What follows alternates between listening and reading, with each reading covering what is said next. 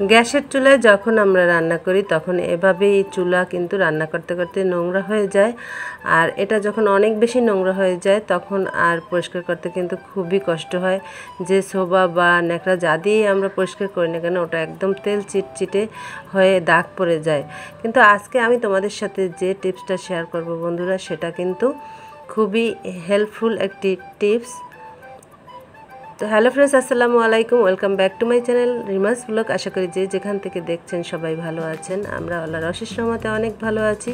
তো বন্ধুরা, আমার গ্যাসের চুলাটা কিন্তু আজকে 5 দিন যাবত আমি পরিষ্কার করিনি। তার কারণ ভিডিও করার স্বার্থে আমি গ্যাসের চুলাটা এভাবে অনেক নোংরা করেছি। তার কারণ হচ্ছে, তা না হলে আপনারা বুঝবেন কি করে যে আসলে নোংরা হলে কিভাবে পরিষ্কার করা যায়। তবে আজকে আমি কোনো সাবান, সোডা বা কোনো ভীম দিয়ে এই গ্যাসের চুলাটা পরিষ্কার করব না। আমি যেটা দিয়ে পরিষ্কার করব সেটা এখন আমি এই চুলার উপরে দিয়ে দিয়েছি।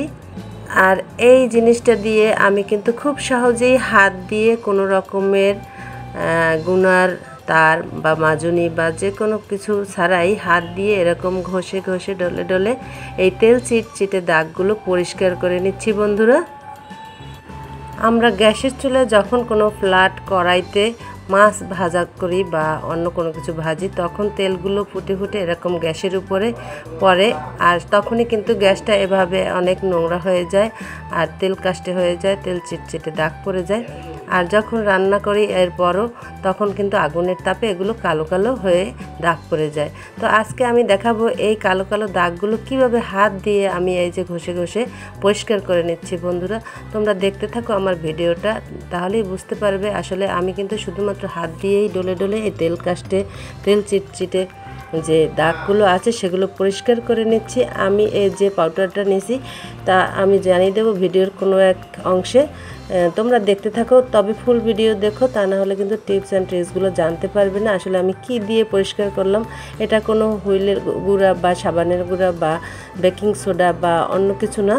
এটা আমি যে জিনিসটা দিয়ে পরিষ্কার করছি তা তোমরা ভাবতেও পারবে না বন্ধুরা। তোমরা কখনো এই জিনিসটা দিয়ে আজ পর্যন্ত কেউ গ্যাসের চুলা পরিষ্কার করোনি। তাই আমি তোমাদের এই নতুন টিপসটি জানাতে চাই। যেহেতু আমি আমার গ্যাসের চুলাটা এভাবে পরিষ্কার করে দেখেছি, খুব সুন্দর পরিষ্কার হয়, তাই আমি আর লোভ সামলাতে পারলাম না তোমাদের সাথে শেয়ার করার জন্য। তাই আমি একটি ভিডিও বানিয়ে নিয়েছি। আর যেহেতু আমি 5 দিন পর্যন্ত চুলাটা রান্না করে তারপর ভিডিও বানিয়েছি, তাই বুঝতে পারছি চুলাটা কতটা নোংরা হয়েছিল। তোমরা তো ভিডিওর শুরুতে দেখেছো চুলাটা আমার কতটা নোংরা হয়েছিল। আর যে জিনিসটা আমার এই ভিডিওটি যদি তোমাদের এতটুকু উপকারে আসে বন্ধুরা, কোনো কাজে লাগে, অবশ্যই একটি লাইক দিতে ভুলো না। তাড়াতাড়ি একটি লাইক দিয়ে দাও আর তোমাদের ফ্যামিলি এবং ফ্রেন্ডসদের সাথে অবশ্যই ভিডিওটি শেয়ার করে দাও, যাতে সবাই আমার এই ভিডিওটি দেখে শিখতে পারে, জানতে পারে যে আসলে কোনো রকম কোনো হুইলের গুঁড়া বা সাবান সোডা বা কোনো তারের মাজনি ছাড়াই কীভাবে শুধুমাত্র হাত দিয়ে আমি একটা জিনিস দিয়ে এই চুলার যে তেল চিটচিটে দাগগুলো পরিষ্কার করে নিয়েছি বন্ধুরা, যাতে তোমরাও সহজে বাড়িতে খুব তাড়াতাড়ি অল্প সময়ের মধ্যে এই কাজটি করে নিতে পারো। যেহেতু আমরা রান্নাঘরে সবসময় থাকি, তাই রান্নাঘরের কাজগুলো খুব সহজ করতে আমাদের খুব তাড়াতাড়ি যাতে কাজগুলো হয় সেজন্য আমরা বিভিন্ন টেকনিক ফলো করে থাকি। তার মধ্যে এটাও একটি ভালো টেকনিক বন্ধুরা। তোমরা এই টেকনিকটি অ্যাপ্লাই করলে অবশ্যই খুব ভালো রেজাল্ট পাবে এবং তোমাদের চুলাটাও খুব ঝকঝকে চকচকে খুব তাড়াতাড়ি হয়ে যাবে বন্ধুরা। তো এখন আমি বলে দেবো আসলে কোন জিনিসটি দিয়ে আমি এই চুলাটা পরিষ্কার করে নিয়েছি। এটা আমাদের সবার বাড়িতেই থাকে, এমন না যে খুব দামি বা কোনো কিছু। এটা আমাদের প্রত্যেকটা ঘরে এই জিনিসটা, এমন কোনো ঘর নাই যে এই জিনিসটা থাকে না।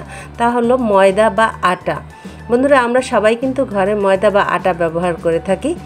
আর এই আটা বা ময়দা দিয়ে যে গ্যাসের চুলা পরিষ্কার করা যায়, এটা কি কখনো ভাবতে পেরেছিলে? তো আজকে তো আমি তোমাদের একদম এক্সপেরিমেন্ট করে দেখিয়ে দিলাম যে কিভাবে এই ময়দা এবং আটা দিয়ে গ্যাসের চুলার যে তেল চিটচিটে দাগ এবং পোড়া দাগ সেগুলো তুলে ফেলা যায় খুব সহজেই। দেখতে পাচ্ছ আমার হাতটা, আমি হাত দিয়ে ঘষে ঘষে নিয়েছি। আমার হাতেও কিন্তু তেল চিটচিটে কোনো দাগ নেই। তার কারণ হচ্ছে ময়দাটা যখন আমরা এই তেল চিটচিটে দাগের উপরে দিয়ে ঘষে ঘষে নিই তখন কিন্তু সকল তেল এই ময়দাটা অ্যাবজর্ব করে নেয়। আর আমার চুলার নিচে চা পরে কিন্তু দাগ পড়ে গেছে, ওগুলো আমি এইটা দিয়েই পরিষ্কার করব, সাথে হুইলের গুঁড়াও দেবো। কিন্তু চুলাটা কিন্তু শুধুমাত্র আমি এই ময়দা দিয়েই পরিষ্কার করছি। তোমাদের বাসায় অনেক সময় নষ্ট হয়ে যাওয়ার যাওয়া ময়দা থাকে বা আটা থাকে বা অনেক দিনের পুরনো আটা থাকে, তো সেগুলো দিয়ে তোমরা এটা পরিষ্কার করে নিতে পারো। আটা কিন্তু তেল অ্যাবজর্ব করতে খুবই সাহায্য করে এবং এটা কিন্তু হাতেও কোনো দাগ থাকে না এবং তেলে ভাবও থাকে না। দেখতে পাচ্ছ এই কালো কালো দাগগুলো আমি একটু নখ দিয়ে ঘষতেই কীরকম খুব সহজেই উঠে যাচ্ছে। আমি যে খুব চাপ দিয়ে জোরে ঘষা দিচ্ছি তা কিন্তু না, আমি কিন্তু আস্তে আস্তে ঘষে নিচ্ছি, তাতেই এই দাগগুলো উঠে যাচ্ছে। আমি খুব কাছ থেকে তোমাদের দেখিয়ে দিচ্ছি বন্ধুরা, দেখো কতটা সহজে দাগগুলো উঠে যাচ্ছে, যেটা মানে অভাবনীয়। আসলে খুব সুন্দর করে এই কাজটা হয়ে যাচ্ছে। আমি কিন্তু তোমাদের দেখিয়ে দিচ্ছি একটু কাছ থেকে, দেখো এই যে কালো কালো দাগগুলো আমি একটু ঘষা দিলেই এটা উঠে যাচ্ছে। তো পুরোটা চুলা আমি এভাবে কিন্তু ঘষে ঘষে সুন্দরভাবে এই কালো দাগগুলো এবং তেলের যে চিটচিটে একদম কড়া বসে যাওয়া দাগগুলো কিন্তু তুলে ফেলেছি। এখন চুলাটা আমার একদমই কিন্তু পরিষ্কার হয়ে গেছে। আমি এখন চুলার চারপাশটা পরিষ্কার করে নিচ্ছি বন্ধুরা। তো বন্ধুরা, তোমাদের যদি আমার ভিডিওটি এতটুকু ভালো লাগে বন্ধুরা, তোমরা একটা সাবস্ক্রাইব করে দিও। যদি নতুন হয়ে থাকো, আজকেই আমার চ্যানেলের এই ভিডিওটি দেখে থাকো, তাহলে অবশ্যই সাবস্ক্রাইব করে পাশে থাকা বেল বাটনটি প্রেস করে দেবে। এভাবে নিত্য নতুন ভিডিওর নোটিফিকেশন তোমাদের কাছে চলে যাবে।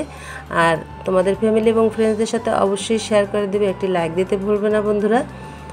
তো দেখতে পাচ্ছ আমার গ্যাসের চুলার যে আটাগুলো ছিল সেগুলো আমি সব সরিয়ে নিচ্ছি। এখন একটু আমি হালকাভাবে এই তারের মাজনি দিয়ে একটু ভিমবার নিয়েছি, যাতে এই আটাগুলো উঠানোর জন্য কিন্তু কালো কোনো দাগ নেই। সেগুলো তো আমি আগেই তুলে ফেলেছি বন্ধুরা, শুধু মনের শান্তির জন্য এটা আর কি আমি এই ভীম দিয়ে ধুয়ে ফেলবো। তো ভীম দিয়ে আমি একটু ঘষে ঘষে নিচ্ছি বন্ধুরা, আলতো হাতে, খুব চাপ দিয়ে না, কারণ আমার এই গ্যাসের চুলায় আর কোনো দাগ নেই, সব দাগ আমি আটা দিয়ে তুলে ফেলেছি। এখন এই ভীমবার দিয়ে আমি একটু ঘষে ঘষে তোমাদের দেখিয়ে দিচ্ছি কতটা পরিষ্কার হয়েছে। আর এই তারের মাজনিতে কিন্তু কোনো তেল চিটচিটে দাগের কোনো ছোঁয়াও লাগেনি। তোমরা দেখবে আমি কিন্তু ঘষে ঘষে পরে তোমাদের আমি দেখিয়ে দিচ্ছি এই তারের মাজনিটা কতটা পরিষ্কার। এটা শুধুমাত্র আটা লেগে আছে, আর কোনো কিছু লাগা নেই।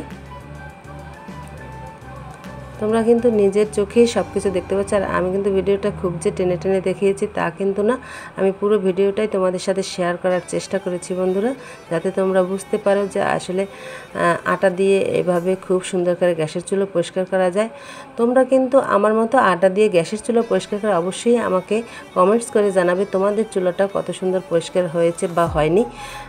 আমি কিন্তু যেই জিনিসটা দিয়ে আমি উপকৃত হই তোমাদের সাথে সেই জিনিসটা শেয়ার করার চেষ্টা করি। দেখতে পাচ্ছ আমি কিন্তু তারের মাজনিটা তোমাদের সাথে দেখিয়েছি যে ওটা কিন্তু তেমন একটা ময়লা হয়নি। এখন আমি একটা ভিজা সুতি কাপড় দিয়ে বা গেঞ্জি কাপড় দিয়ে কিন্তু এই চুলাটা মুছে নিচ্ছি। তো কাপড় দিয়ে মুছে নেওয়ার পর একটু হালকা পানি পানি যেটুকু ছিল সেটা আমি আবার টিস্যু দিয়ে মুছে নেব।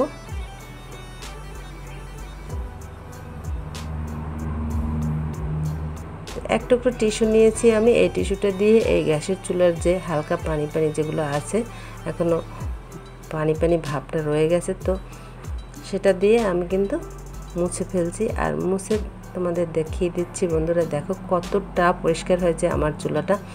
তোমরাও এভাবে খুবই অল্প সময়ে হাতে দাগ না লাগিয়ে এবং কোনো তারের মাজনি বা কোনো কিছু ছাড়া শুধুমাত্র আটা দিয়ে বা ময়দা দিয়েই কিন্তু গ্যাসের চুলা খুব সহজে পরিষ্কার করে নিতে পারো। কেমন লাগলো বন্ধুরা আমার এই আজকের কিচেন টিপসটি? যদি তোমাদের ভালো লেগে থাকে অবশ্যই সাবস্ক্রাইব করে দিও আর বেল বাটনটি প্রেস করে দিও। আজ এখানেই বিদায় নিচ্ছি, সবাই ভালো থেকো, আমার জন্য দোয়া করো। আল্লাহ হাফেজ।